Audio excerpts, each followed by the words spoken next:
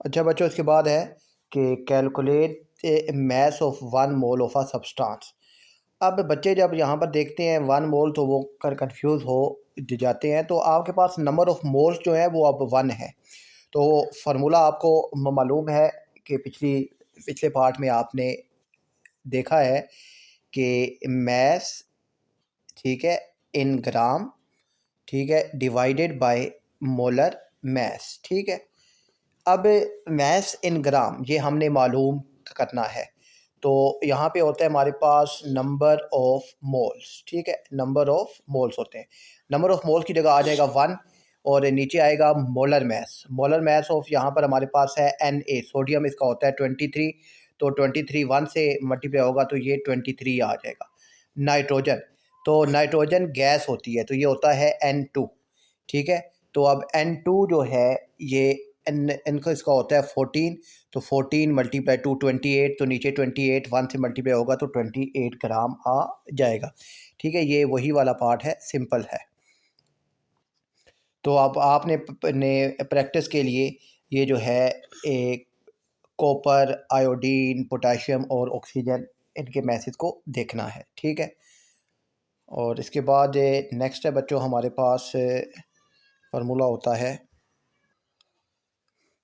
अब ना बच्चों एक और फार्मूला है हमारे पास। हमने ना नंबर ऑफ एटम्स, ठीक है, नंबर ऑफ एटम्स या नंबर ऑफ मॉलिक्यूल्स अगर मालूम करने हो, ठीक है, तो फार्मूला होता है हमारे पास नंबर ऑफ एटम्स या नंबर ऑफ मॉलिक्यूल्स मालूम करने हो तो फार्मूला होगा हमारे पास नंबर ऑफ मोल्स, ठीक है, मल्टीप्लाई Na, ठीक है। Na से मुराद एवोगाड्रो नंबर है और इसकी वैल्यू हमेशा होती है 6.022 मल्टीप्लाई 10⁻23, ठीक है। अच्छा, अब हमारे पास है अब हमें नंबर ऑफ़ मोल्स अगर दिए जाएं तो सिंपल हमने नंबर ऑफ़ मोल्स के साथ 6.022 मल्टीप्लाई 10⁻23 को मल्टीप्लाई करना है तो हमारे पास नंबर ऑफ़ एटम्स या नंबर ऑफ़ मॉलिक्यूल्स आ जाएंगे, ठीक है। ये फार्मूला आपने याद रखना है। नंबर ऑफ़ एटम्स या नंबर ऑफ़ मॉलिक्यूल्स मालूम करने हो तो फार्मूला है number of moles multiply Na, ठीक है, number of moles multiply Na। अब इसका न्यूमेरिकल एक देखते हैं ताकि आपको मज़ीद समझ आ जाए। अब है बच्चों यहाँ पर आप अब देखेंगे methane is the major component of natural gas. How many molecules are present in 0.5 mole. तो सिंपल अब उसने आपको मोल दे दिए हैं 0.5। आपने ना अब 0.5 को सिंपल आपने अब मल्टीप्लाई करवा देना है 6.022 मल्टीप्लाई 10⁻23। तो आपके पास आंसर आ जाएगा 3.011 मल्टीप्लाई 10⁻23, ठीक है।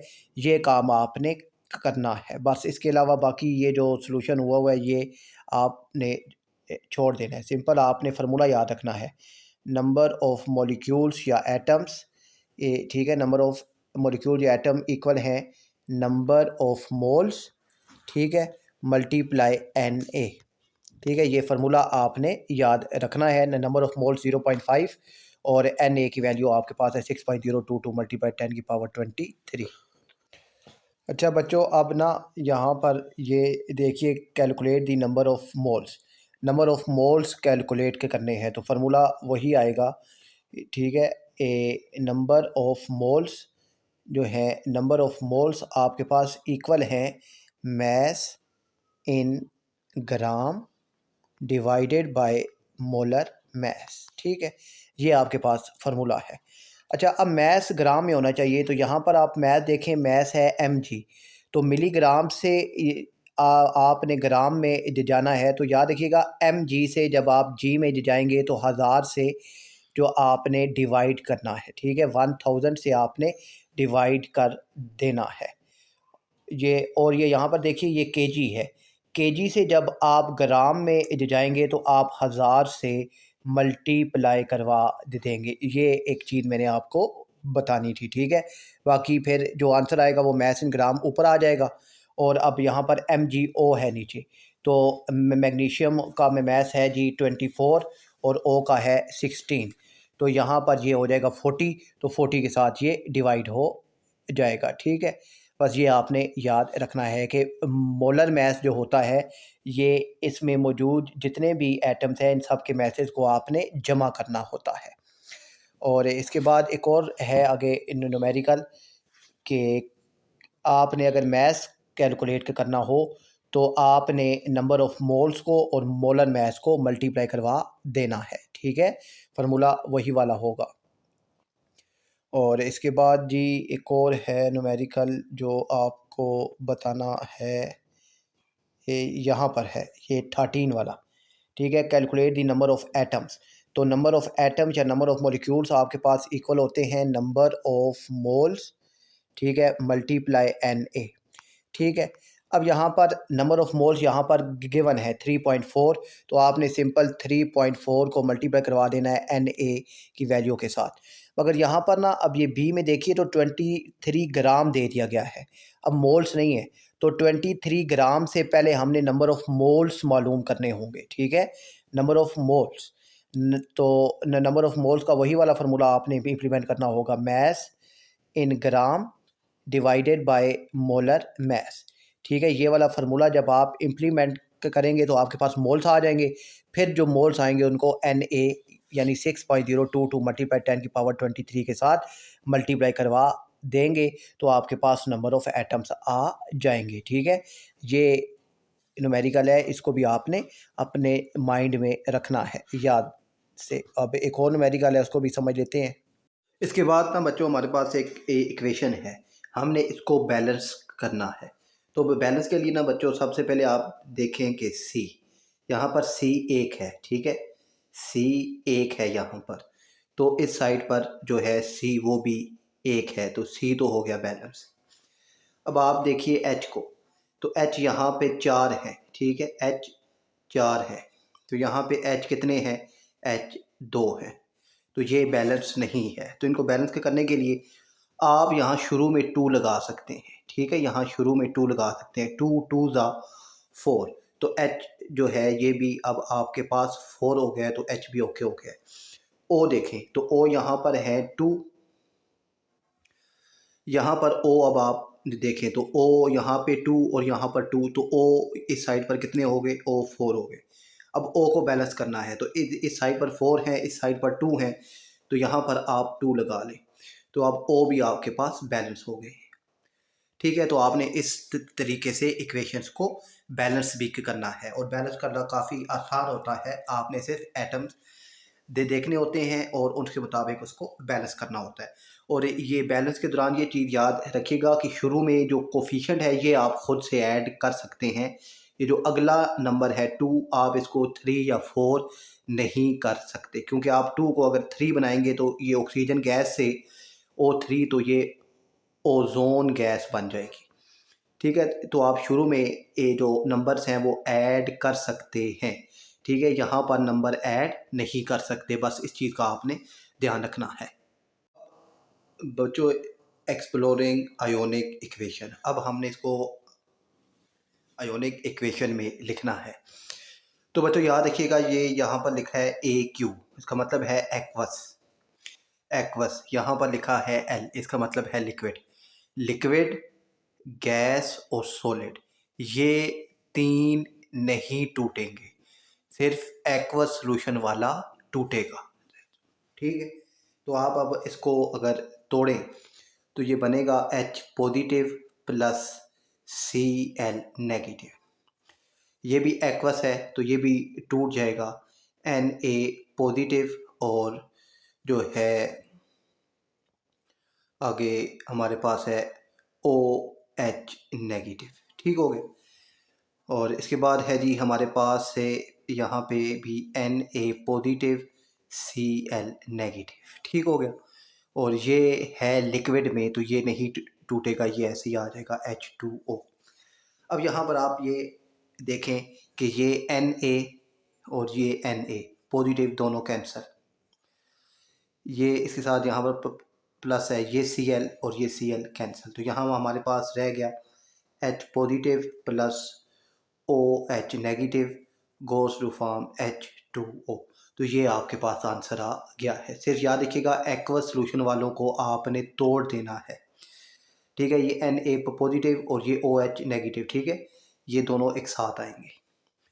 और ये लिक्विड वाला है, ये नहीं टूटेगा। एक और एग्जांपल है, उसको भी समझ लेते हैं। मैग्नीशियम सॉलिड में है तो ये ऐसे ही रहेगा, ठीक है। प्लस ये एक्वा सोल्यूशन में है तो ये टूट जाएगा, तो अब यहाँ पर आ जाएगा 2H, तो H का होता है +1।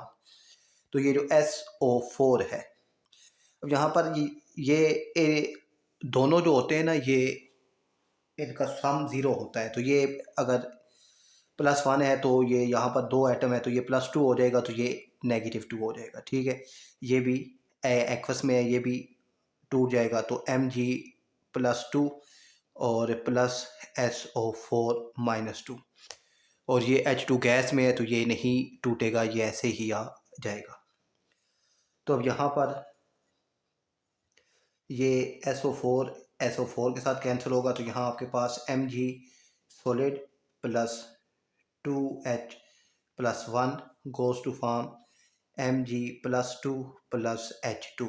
ये आपके पास आयोनिक इक्वेशन आ जाएगी। तो आपने इस तरीके से बनानी है। सिर्फ याद रखिएगा कि एक्वस सॉल्यूशन वाले टूट जाएंगे थे, बाकी सॉलिड वाले, गैस वाले और लिक्विड वाले नहीं टूटते। इसमें यही कॉन्सेप्ट है।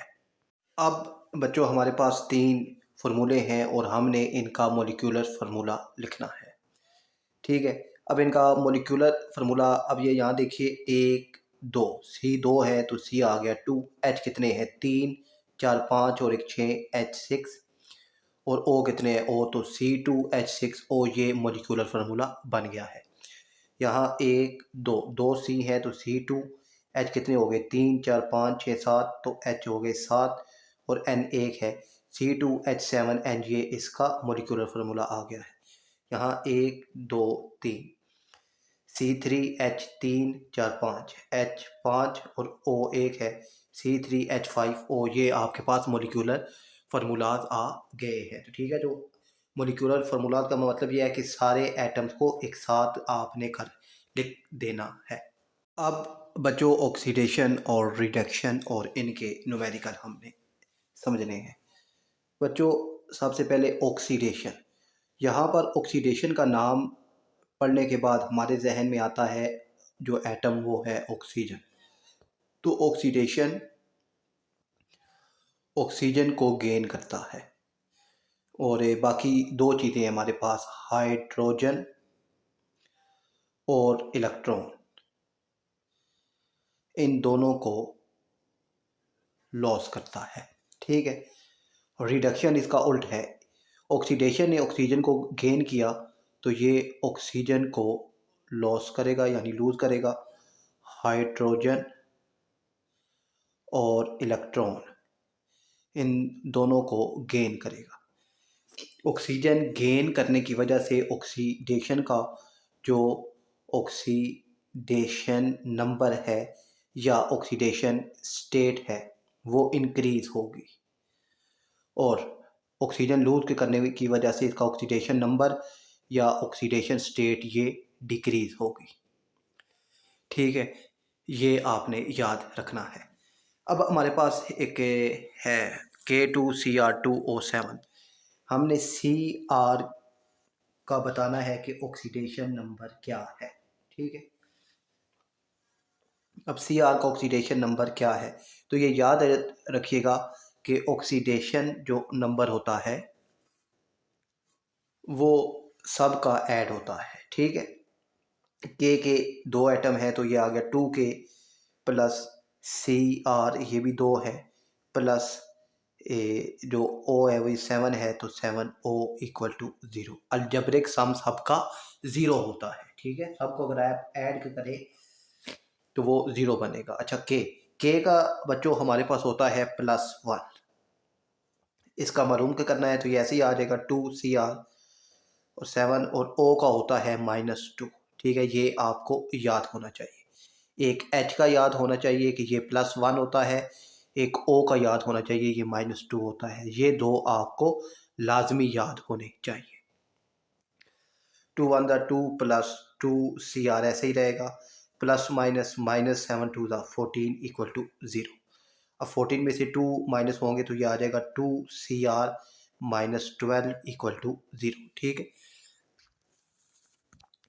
और -12 जो दूसरी तरफ जाएगा तो ये हो जाएगा +12।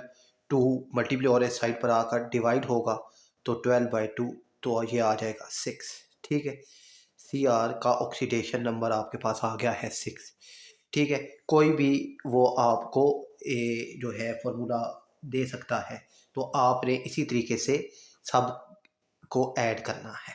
ठीक है, और फिर बच्चों इसके बाद अब हमने जो अहम न्यूमेरिकल है इसके वो ये है कि हमने ये बताना है कि किस पर ऑक्सीडेशन हो रही है और किस पर रिडक्शन हो रही है।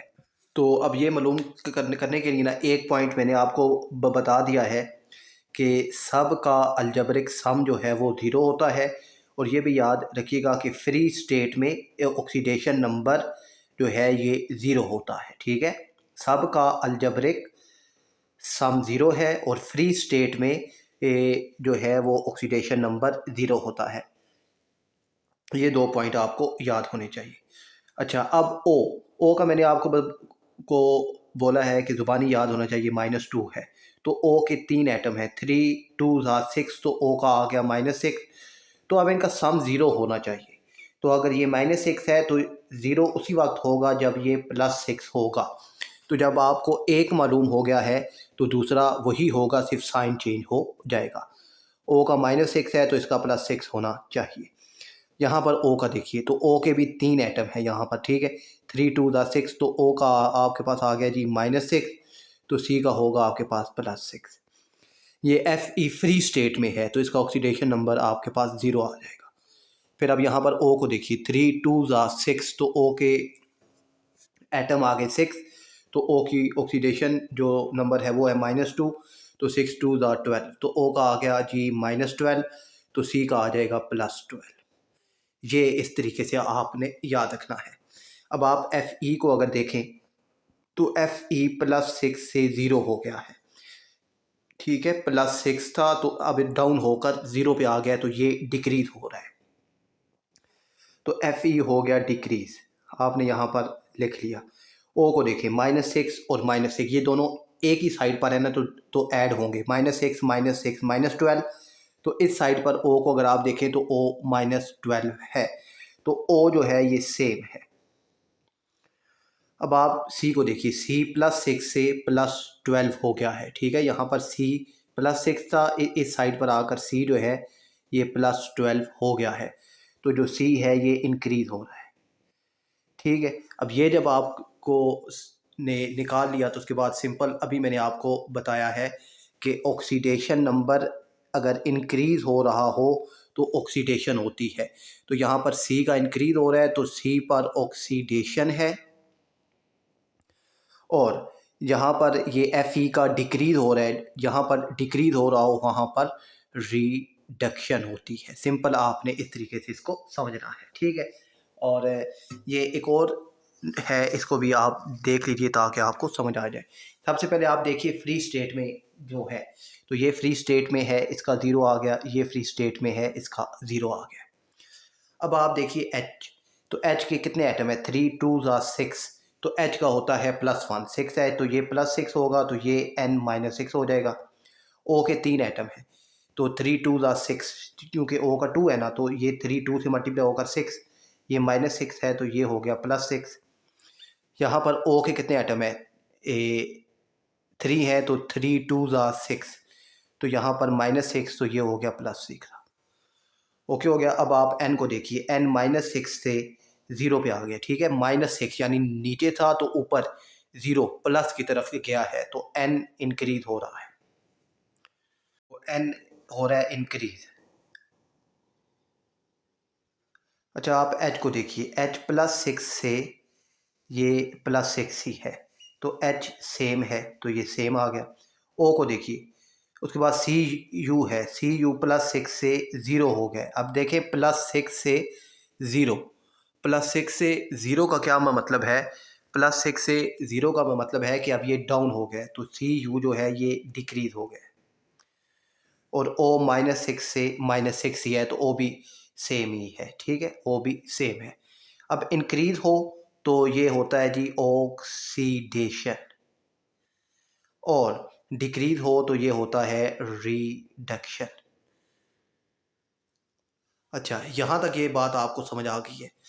अब ना बच्चों हमारे पास होते हैं, एक होता है ऑक्सीडाइजिंग एजेंट, ठीक है, और एक होता है रिड्यूसिंग एजेंट। अब आपने इसको याद कैसे रखना है? एजेंट है, एजेंट यानी कि जासूस है। ऑक्सीडाइजिंग एजेंट वहाँ जाएगा जहाँ पर रिडक्शन होगी, क्योंकि जासूसी के लिए ये रिडक्शन की तरफ जाएगा। और रिड्यूसिंग एजेंट है, ये जासूसी के लिए ऑक्सीडेशन की तरफ जाएगा। यानी ऑक्सीडाइजिंग एजेंट वहाँ होगा जहाँ पे रिडक्शन होगी। तो अब Cu पर रिडक्शन हो रही है, तो यही ये जो है ये आपके पास ऑक्सीडाइजिंग एजेंट है। और रिड्यूसिंग एजेंट ये वहाँ जाएगा जहाँ पर ऑक्सीडेशन हो रही है। तो N पर ऑक्सीडेशन हो रही है तो N पर रिड्यूसिंग एजेंट आएगा, ठीक है। N आपके पास रिड्यूसिंग एजेंट भी है। ये आपने याद रखना है कि एजेंट जो है ये उल्ट, अगर ऑक्सीडाइज का एजेंट है तो ये रिडक्शन की तरफ जाएगा, और रिड्यूसिंग एजेंट है तो ये ऑक्सीडेशन की तरफ जाएगा, ठीक है। यहाँ पर अब यहाँ पर रिडक्शन हो रही है, रिडक्शन हो रही है तो जो एजेंट आएगा वो ऑक्सीडाइजिंग एजेंट आएगा और जासूसी करेगा। यहाँ पर ऑक्सीडेशन हो रही है तो यहाँ पर रिड्यूसिंग एजेंट आएगा और जासूसी करेगा। ये आपने याद रखना है, ठीक है। डिक्रीज हो रहा है तो रिडक्शन है, इंक्रीज हो रहा है तो ऑक्सीडेशन है। अब जहाँ पर रिडक्शन है वहाँ पर ऑक्सीडाइजिंग एजेंट आएगा, और जहाँ पर ऑक्सीडेशन है वहाँ पर रिड्यूसिंग एजेंट आएगा। ये भी आपने याद रखना है। और न्यूमेरिकल में वो ये भी पूछ सकता है कि आइडेंटिफाई करके बताएं ऑक्सीडाइजिंग एजेंट और रिड्यूसिंग एजेंट। तो आपने परेशान नहीं होना, तो आपने सिंपल इस तरीके से इसको हल करना है। और इस तरह के जो न्यूमेरिकल्स हैं ये वाले भी बहुत अहम होते हैं, तो ये इसको भी आपने अपने माइंड में रखना है, ठीक है। अब नेक्स्ट न्यूमेरिकल जो है उसको देखते हैं। अब बच्चों नेक्स्ट है आपके पास एक्सोथर्मिक और एंडोथर्मिक। देखें एक्सो और दूसरा जो है वो है एंडो, ठीक है। सबसे पहले इसको आप समझिए, एंडो END, एंड का क्या मतलब है? ख़त्म, चीज़ क्या हो गई है। अब ये आपको समझाने के लिए मैं बता रहा हूँ ताकि आपको याद रहे। एंड का मतलब क्या हो गया? ख़त्म। अब एक चीज़ ख़त्म हो जाए तो उसे दोबारा चलाने के लिए आपको एनर्जी देनी पड़ेगी, ठीक है। एक चीज़ जब एंड का मतलब है ख़त्म, जब चीज़ ख़त्म हो जाए तो उसे चलाने के लिए आपको और एनर्जी देनी पड़ेगी। तो एंडो का मतलब है कि ये एनर्जी को एब्जॉर्ब करेगा, यानी और एनर्जी लेगा क्योंकि ये ख़त्म हो चुका है। और एक्सो का मतलब है कि ये जब ये एनर्जी को रिलीज़ करेगा, ये एक्सो एनर्जी को रिलीज़ करेगा और एंडो एनर्जी को एब्जॉर्ब करेगा, ठीक है। और जब ये एनर्जी को एब्जॉर्ब करेगा तो इसके साथ साइन आएगा प्लस का, और जो है एक्सो वो एनर्जी को रिलीज़ करेगा तो उसका साइन होगा नेगेटिव। ये आपने याद रखना है, ठीक है। और इसके बाद फिर जो है इथैल्पी ऑफ रिएक्शन, ठीक है। द अमाउंट ऑफ हीट और थर्मल एनर्जी इवाल्व और absorb in a chemical reaction is called enthalpy of reaction. यानी जो अमाउंट ऑफ हीट रिलीज या एब्जॉर्ब होती है उसको इथैल्पी ऑफ रिएक्शन कहते हैं। अब जो न्यूमेरिकल है ये न्यूमेरिकल है, अब ये इस न्यूमेरिकल को आपने समझना है, ठीक है बच्चों। न्यूमेरिकल ये है कि calculate enthalpy of the reaction between hydrogen and iodine to form hydrogen iodine, the given of the bond energy. अच्छा, HI और HI की एनर्जी हमें उसने दे दी है, ठीक है। पहले HH लिखा हुआ है, यहाँ से इसका कलर चेंज करते हैं, तो यहाँ से पहले एच एच लिखा हुआ है तो पहली एनर्जी एच एच की है, फिर आई आई लिखा हुआ है तो दूसरी एनर्जी आई आई की है, और फिर एच आई लिखा हुआ है तो तीसरी एनर्जी जो है वो एच आई की है। अच्छा, यहाँ तक जब आपको ये समझ आ गया है तो उसके बाद बच्चों ये रिएक्शन है H2 plus I2 goes to form 2HI। हमने डेल्टा H यानी इथैल्पी चेंज मालूम करना है। तो सिंपल यहाँ पर ये जो है H2 इसकी एनर्जी, अब देखें ये दोनों आपस में ऐड हो रहे हैं, तो H2 की एनर्जी और I2 की एनर्जी ये आपस में ऐड होंगे। और अब यहाँ पर देखिए हमें HI की जो एनर्जी है वो 299 है, तो H अब 2 है, HI 2 है, तो 2 के साथ मल्टीप्लाई होगा। तो इन दोनों को ऐड करके इसमें से जब आप माइनस करेंगे तो ये आ जाएगा -11 किलो जोल पर मोल। किलो जोल पर मोल ये जो है इथैल्पी चेन का आपके पास यूनिट है। तो अब ये माइनस में है तो माइनस का क्या मतलब है कि ये एक्जोथर्मिक है, इसने हीट को रिलीज़ किया है। ठीक हो गया बच्चों, ये जो न्यूमेरिकल है ये इस तरीके से आपने इथैल्पी चेन वाला सोल्व करना है कि इस साइड पर जो है इनकी जो एनर्जी है वो आपस में ऐड होगी, फिर इसमें से माइनस हो जाएगी। ठीक है, इसमें से माइनस हो जाएगी तो आपका आंसर आ जाएगा। ये सिंपल सा एक न्यूमेरिकल है, इसको भी आपने याद रखना है।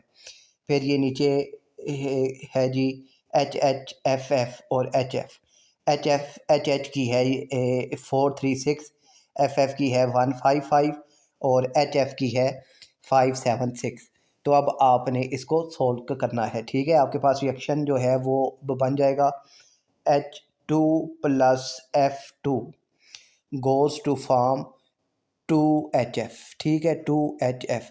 अब H2 की एनर्जी 436 प्लस F2 की एनर्जी 155, ये दोनों ऐड होकर और ये 2 से मल्टीप्लाई होकर फिर इसमें से माइनस होगा, तो जो फिर आपके पास डेल्टा H इथैल्पी चेंज आ जाएगा। तो ये इन वाला न्यूमेरिकल इस तरीके से आपने हल करना है। अब नेक्स्ट न्यूमेरिकल देखते हैं। अच्छा बच्चों, नेक्स्ट जो है वो ये है आपके पास के CO प्लस 3H2 ये मीथेन और वाटर बना रहे हैं। आपने फॉरवर्ड और रिवर्स रिएक्शन लिखना है, तो ये रिवर्सिबल रिएक्शन है। तो फॉरवर्ड का क्या मतलब है कि ये आपने यहाँ पर सिंपल एक एरो डाल देना है, तो ये वाला जो सारा रिएक्शन है ये फॉरवर्ड बन जाएगा। रिवर्स के लिए ये CH4 और H2 पहले आ जाएंगे, फिर इसके बाद एरो आएगा, फिर इसके बाद ये दोनों आपने लिख देने हैं, तो ये रिवर्स हो जाएगा। फॉरवर्ड में जो एरो यहाँ पर आप अगर डाल देंगे तो ये फॉरवर्ड रिएक्शन बन जाएगा। रिवर्स में आपने इन दोनों को पहले लिखना है, फिर एरो, फिर इन दोनों को आपने लिख देना है, तो ये आपका रिवर्स रिएक्शन बन जाएगा। आर्हेनियस के मुताबिक वो सब्सटेंस जो पानी में हल होकर H पॉजिटिव आयन दें तो वो एसिड होते हैं, जो OH नेगेटिव आयन दें तो वो बेस होते हैं। तो एसिड के लिए आपने HCl की example H positive Cl negative, और बेस के लिए NaOH Na positive OH negative, ये दो एग्जांपलें आपने एसिड और बेस के लिए आर्हेनियस कॉन्सेप्ट के लिए याद रखनी है। और उसके बाद दूसरा है ब्रोंस्टेड। तो ब्रोंस्टेड के मुताबिक जो है एसिड प्रोटॉन डोनर होता है और बेस प्रोटॉन एक्सेप्टर होता है, और इसके लिए ये HCl प्लस H2O, ये एग्जांपल आपने याद रखनी है। ये H यहाँ पर आ जाएगा, तो यहाँ पर अब 2 H हैं, एक और ये दूसरा, तो यहाँ पर एक और आएगा तो ये 3 H हो जाएंगे। तो ये इसे हाइड्रोनियम आयन कहते हैं, और ये Cl अकेला रह जाएगा और उसके ऊपर चार्ज नेगेटिव आ जाएगा। तो ये वाली एग्जांपल आपने ब्रोंस्टेड एसिड और बेस के कॉन्सेप्ट के लिए याद रखनी है। ठीक है बच्चों, तो अब यहाँ पर आपने ये बताना है कि कौन सा एसिड है और कौन सा बेस है। तो HCl तो सिंपल सी बात है, आपको याद होना चाहिए कि हाइड्रोक्लोरिक एसिड है, और H2O यहाँ पर बेस है। नीचे ये अमोनिया है, NH3 अमोनिया गैस है, तो अमोनिया बेस है, तो यहाँ पर H2O जो है ये एसिड है। ठीक है, ये आपने याद रखना है। इसके बाद है जी बच्चों स्ट्रॉन्ग एंड वीक एसिड। तो स्ट्रॉन्ग एसिड जो कम्प्लीटली आयोनाइज हो जाए वो स्ट्रॉन्ग एसिड होता है। कम्प्लीटली आयोनाइज का मतलब क्या है कि यहाँ पर अब ये देखिए HCl, तो H के सारे एटम आयोनाइज हो गए हैं, नेगेटिव के साथ कोई H मौजूद नहीं है। नेगेटिव के साथ अगर H मौजूद होता तो ये कम्प्लीटली आयोनाइज नहीं होता। यहाँ पर अब आप ये इसकी एग्जांपल देखिए, ये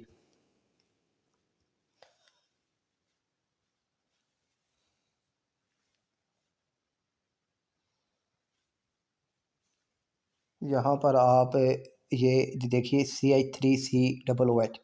अब ये H पॉजिटिव आ गया तो ये एसिड है, मगर नेगेटिव के साथ भी H मौजूद है, ठीक है, CH3 मौजूद है, तो ये कम्प्लीटली आयोनाइज्ड नहीं हुआ, ठीक है, डू नॉट आयोनाइज कम्प्लीटली, तो ये वीक एसिड है, ये आपके पास वीक एसिड है। यहाँ पर ये देखिए नेगेटिव के साथ H मौजूद नहीं है तो ये स्ट्रॉन्ग एसिड है, तो ये वीक एसिड है। इसी तरीके से स्ट्रॉन्ग एंड वीक बेस भी होता है आपके पास। अब आप देखिए NaOH है, तो पॉजिटिव के साथ H मौजूद ना हो तो ये स्ट्रॉन्ग एसिड होता है। अब यहाँ देखिए पॉजिटिव के साथ H मौजूद है तो ये वीक बेस है, तो ये आपके पास स्ट्रॉन्ग बेस है, ठीक है। और एक और चीज़ भी बच्चों मैंने आपको बतानी है, अब वो कहाँ पर है ये देखते हैं, अगर कहीं हो तो वो मैं भी आपको बता दूं।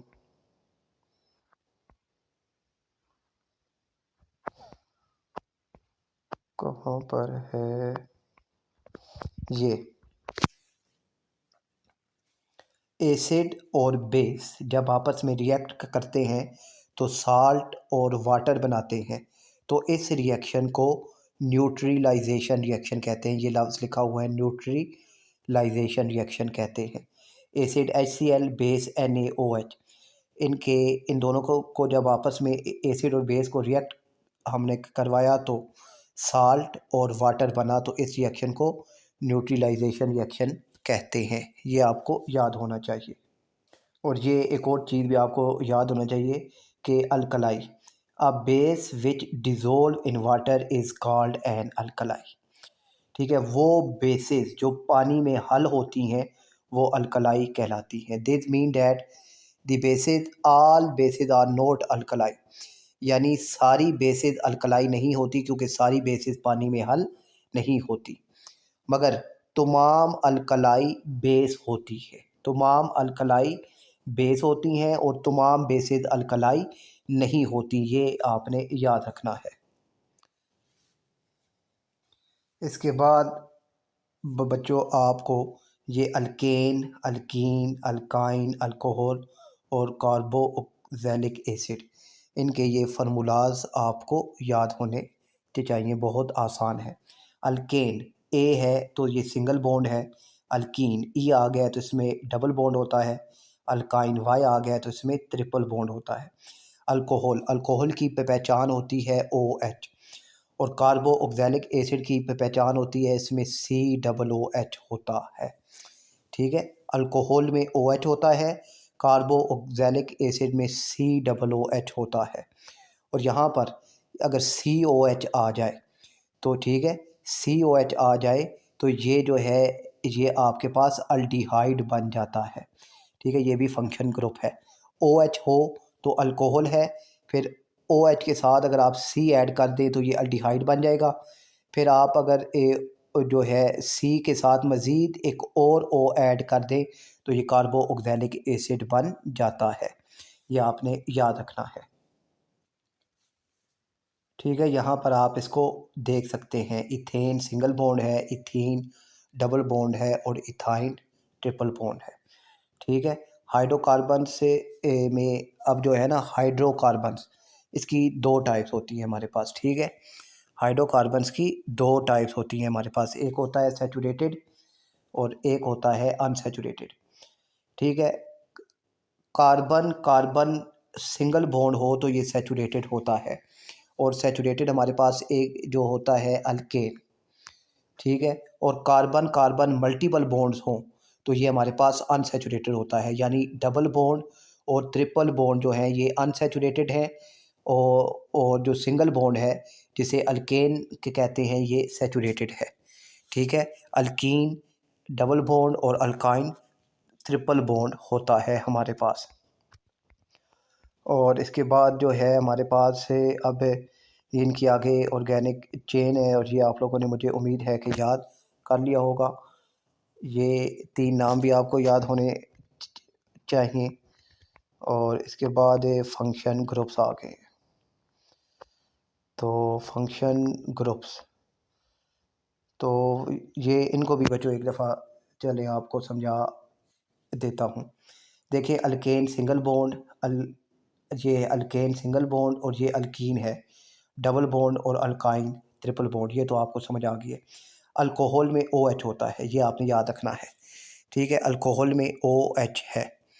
तो इसी तरीके से अगर ये OH के साथ C ऐड हो जाए, ठीक है, तो COH आ जाए, तो ये आपके पास अल्डिहाइड है। ठीक है। और फिर अगर यहाँ पर फिर आपके पास अगर COOH आ जाए, COOH आ जाए, तो ये कार्बो ऑक्सैलिक एसिड है। इसी तरीके से आप फिर ईथर को देखें, तो ईथर है ROR। तो अब यहाँ पर ROR के साथ अगर COR आ जाए, आर सी अब COR आ जाए, तो ये कीटोन बन जाता है।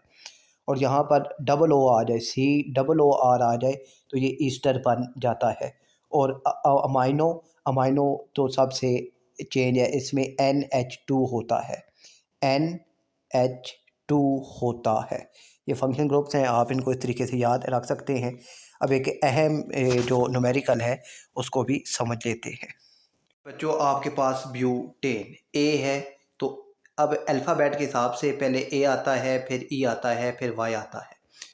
पहले ए आ रहा है सिंगल बॉन्ड, फिर ई आता है डबल बॉन्ड, फिर वाई आता है ट्रिपल बॉन्ड। अब ये ब्यूटेन है। ब्यूट का मतलब होता है 4। तो 4 कार्बन एटम है, और कौन सा बॉन्ड है, चारों में सिंगल बॉन्ड है। तो अब हम ना सबसे पहले हमने इसका जो है स्ट्रक्चर फार्मूला बनाते हैं। स्ट्रक्चर फार्मूला का कार्बन 4 है, 1 2 3 4। अब एक कार्बन 4 बॉन्ड बनाता है, तो एक बॉन्ड पहले से बना हुआ है, ये दूसरा, ये तीसरा, और ये चौथा बॉन्ड आ गया। अब इस सी के 2 बॉन्ड बने हुए हैं, 2 और आ जाएंगे। इस सी के 2 बॉन्ड बने हुए हैं, 2 और आ जाएंगे। इस सी का एक बॉन्ड बना हुआ है, तो 3 और आ जाएंगे। ये आपने इसका स्ट्रक्चर फार्मूला बना लिया। अब इसका मोलिक्यूलर फार्मूला अगर आप बनाए, तो यहाँ पर अब देखें सी कितने हैं, 4 हैं, और एच 1 2 3 4 5 6 7 8 9 10, ये आ गया इसका 10। और आप ना ये जो चीज़ है C4H10, ये अब ब्यूटेन है, सिंगल बॉन्ड है, तो इसका जनरल फार्मूला है CnH2n+2।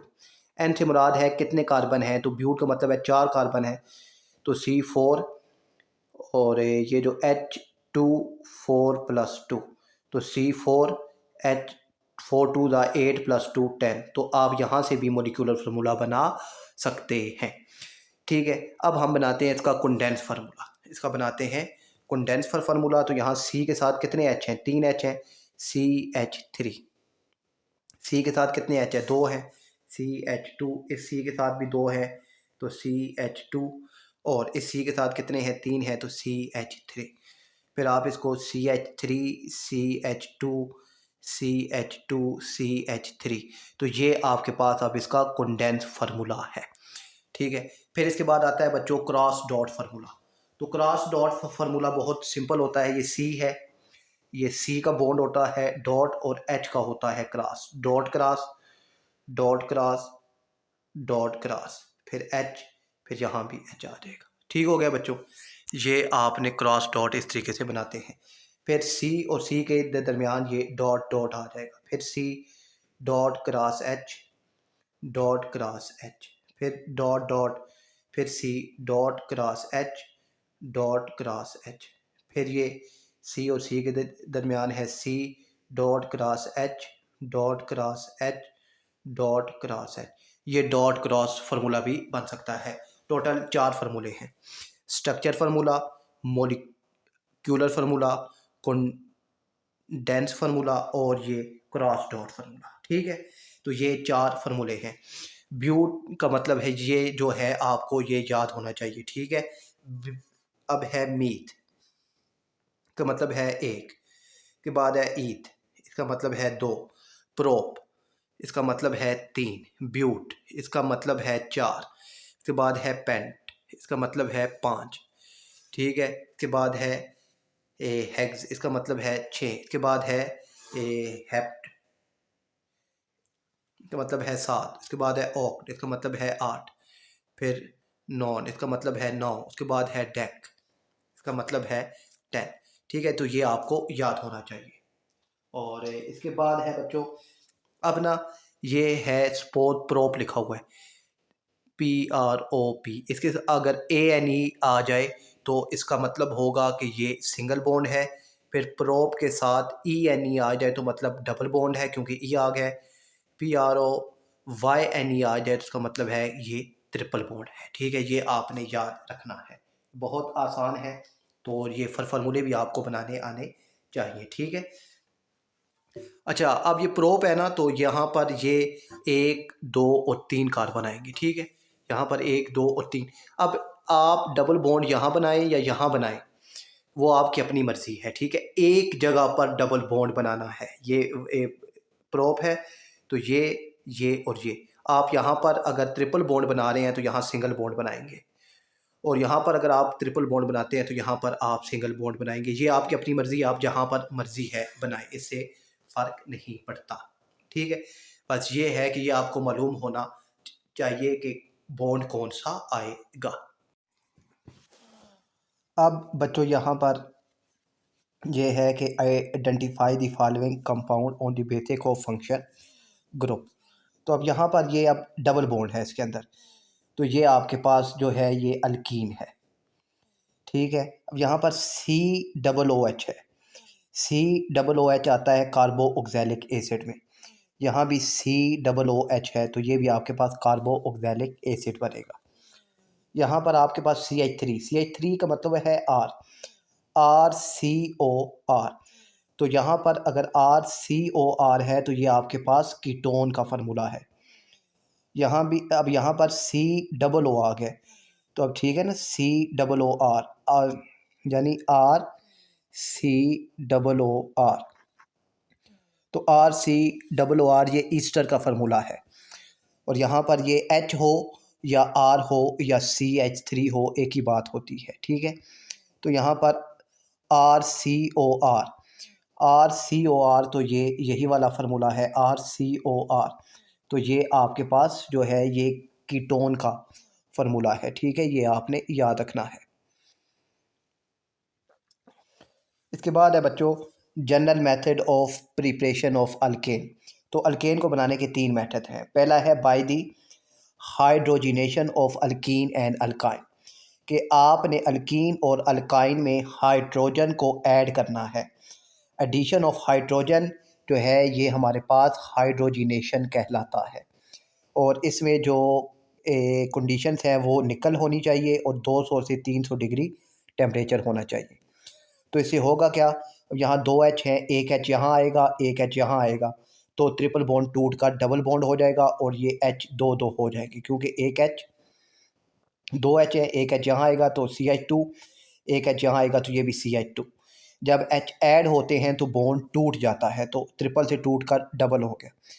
फिर इस डबल के अंदर H2 दोबारा ऐड होगा, तो एक H यहाँ आएगा तो ये CH3, एक H यहाँ आएगा तो ये भी CH3, तो डबल बॉन्ड टूट कर सिंगल बॉन्ड हो जाएगा। ये आपके पास इथेन बन गया है, यानी कि अल्केन बन गया। ये पहला मेथड है।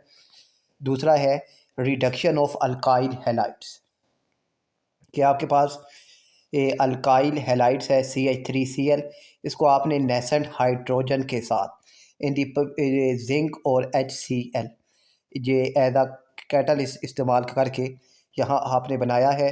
तो यहाँ पर अब 2H है, एक H यहाँ आएगा तो ये CH4 बन जाएगा, एक HCl के साथ मिलकर HCl बना देगा। ठीक है, और addition of nascent hydrogen is called reduction, ये आपको याद होना चाहिए। और तीसरा जो मेथड है वो ये है by the cracking of large hydrocarbons. अब एक लार्ज हाइड्रोकार्बन है C10H22। जब ये टूटेगा तो ये C8H18 ऑक्टेन, तो ये अब ऑक्टेन है, तो यानी ये अल्केन बन गया और एक इथीन बना देगा C2H4। ये by the cracking of large hydrocarbons है। और इसके बाद फिर इसकी प्रॉपर्टीज़ हैं, तो ये फिज़िकल प्रॉपर्टीज़ है, ठीक है, कि ये नॉन पोलर्स होते हैं और ये लेस डेंस होते हैं पानी से। और जो है इसके बाद यहाँ पर है पहले 4 कार्बन, ठीक है, ये गैस होते हैं, फिर 5 से लेकर 17 तक ये लिक्विड होते हैं, फिर हायर सारे गैस होते हैं, सॉरी हायर सारे जो हैं वो सॉलिड होते हैं। केमिकल प्रॉपर्टीज़ में सबसे पहले आता है हेलोजिनेशन। तो हेलोजिनेशन या सब्स्टिट्यूशन रिएक्शन, अब ये दो होते हैं, ठीक है, एक होता है डिफ्यूज सनलाइट और एक होता है डायरेक्ट सनलाइट। डिफ्यूज सनलाइट में क्या होता है कि एक Cl यहाँ पर आता है तो एक H बाहर निकल आता है, तो Cl आएगा तो एक H बाहर आएगा तो 3 H रह जाएंगे, तो Cl ऐड होगा तो CH3Cl, और एक H जो बाहर आएगा वो एक Cl के साथ मिलकर HCl बना देगा। डायरेक्ट सनलाइट में कार्बन का एटम टूट जाएगा और आपके पास 4HCl बन जाएगा। इसके बाद है जी कम्बस्चन। तो कम्बस्चन में भी यही होता है कि ऑक्सीजन की मिकदार अगर पूरी हो तो कार्बन जब भी ये सुई गैस CH4 नेचुरल गैस जिसे कहते हैं, ये जब जलती है तो हवा में ऑक्सीजन है। अब ऑक्सीजन अगर पूरी है तो ये आपके पास कार्बन डाइऑक्साइड, पानी और हीट बनाएगा। और अगर ऑक्सीजन की मिकदार लिमिटेड है, कम है, तो ये कार्बन डाइऑक्साइड की जगह कार्बन मोनोऑक्साइड बनाएगा और कार्बन का एटम एक बनेगा और साथ पानी बन जाएगा, ठीक है। और ये लाइटर के 3 यूजेज हैं कि their combustion can be control, they produce large amount of heat per gram, they are cheap and rapidly available. तो ये भी आपको याद होना चाहिए।